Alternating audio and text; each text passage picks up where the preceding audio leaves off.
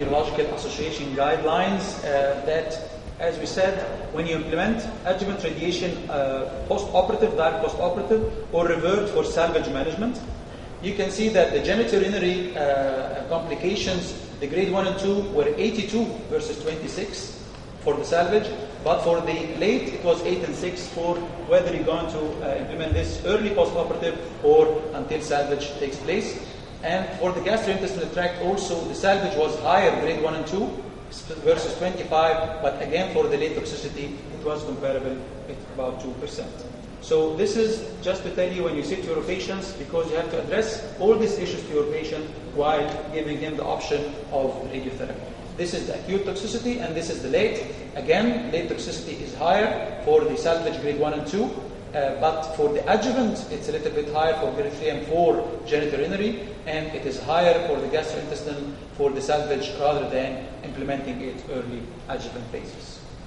So this is from these three trials, salvage radiotherapy versus adjuvant radiotherapy. So when to implement and why and how, with some grade of evidences.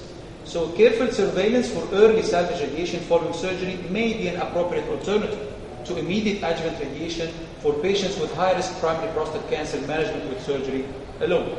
But patients with extensive positive surgical margin, PT3 disease, or other risk factors, adjuvant following radical prostatectomy should be involved, and this is grade 1B evidence. And for patients choosing not to receive post-operative radiotherapy, a careful monitoring for evidence of biochemical relapse, followed by salvage radiation, early salvage, not late, is at the evidence of relapse is again level 1B. So from this slide, we have a context of patients whom we should add adjuvant radiotherapy as early as, whom having an extensive surgical margin PT3 disease, and for another group of patients who wants to defer as early as biochemical relapse takes place, we should implement early salvage rather than late salvage radiotherapy. Immediate post-operative radiotherapy is not routinely recommended for patients with positive surgical margin, not extensive. Extracapsular extension alone after radical prostatectomy with undetectable serum PSA. But they should be informed about the pros and cons of adjuvant radiotherapy. This is level 1A evidence. If the patient accepts, then he can go for adjuvant radiation therapy. So radiotherapy of relapse after radical prostatectomy, no randomized trials compared salvage versus observation. And after for PSA failure. Retrospective analysis of the PSA failure after surgery, the observation cohort was almost 400, the salvage was 160, and salvage radiotherapy was associated with a significant reduction in prostate cancer mortality. So this can say that there is a role of adjuvant radiotherapy, especially if you're coming in the late stage, positive margin or seminal vesicle infiltration.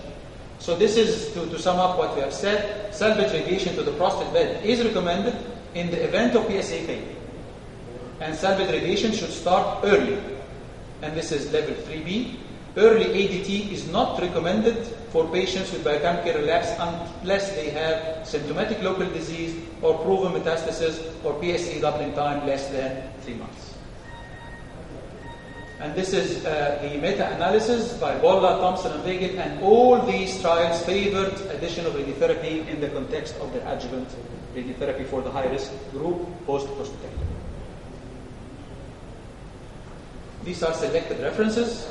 And when we come to planning as post-operative radiation, external beam radiotherapy for prostate cancer, as Professor Muhammad said, showed fixation should be there, as nice as only a mold or just a leg support, a knee support, and a feet support is enough for delineation and for daily reproducibility. This is a knee bolster with feet banded together, provide a comfortable and reproducible position. The key role about the fixation is reproducibility and comfort.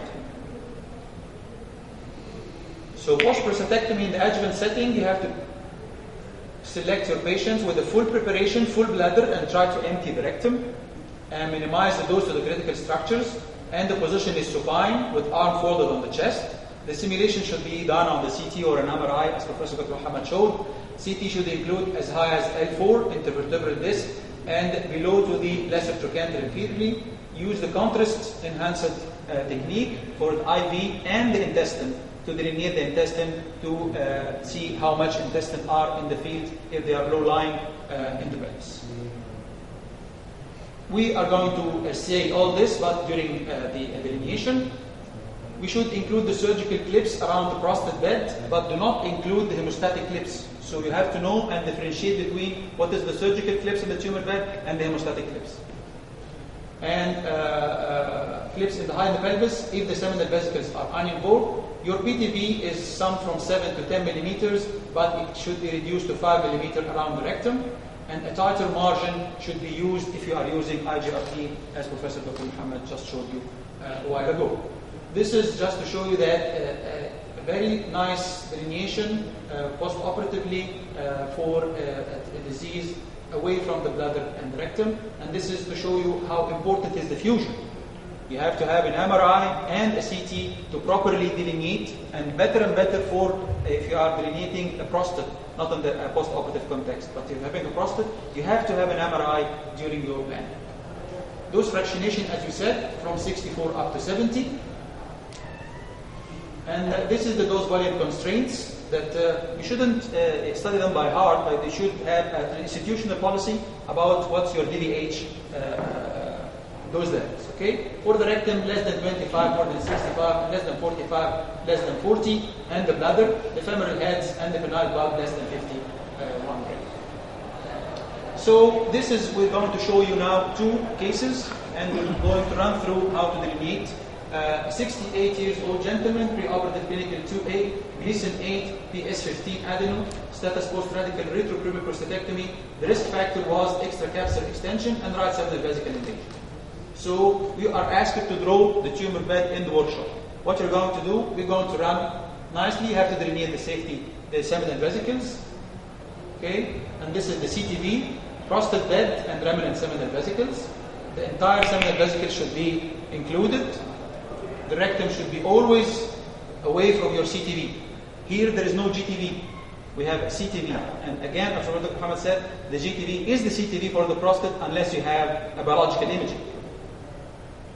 The entire seminal vesicle with eclipses, and you should include part of the bladder base. This is on axial cuts.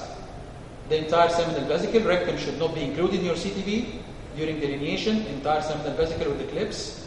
This is the importance of having eclipse in your post-operative field. And contour the prostate bed inferiorly from down up to the upper border of the symphysis pubis. The prostate bed should be tightly bound to the posterior aspect of the pubic bone, because this is the definition of the prostate bed.